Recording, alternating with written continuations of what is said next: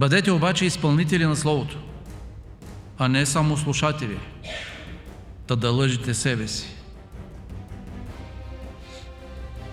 Браво, че ходиш на църква. Добър слушател, добър говорител. Само че бъдете изпълнители. И тук големия въпрос е: изпълнявам ли това, което знае?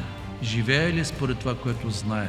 Ако някой ни попита как да имам ефективен брак, ние можем да му дадем всички правилни съвети. Правим ли го в моя брак?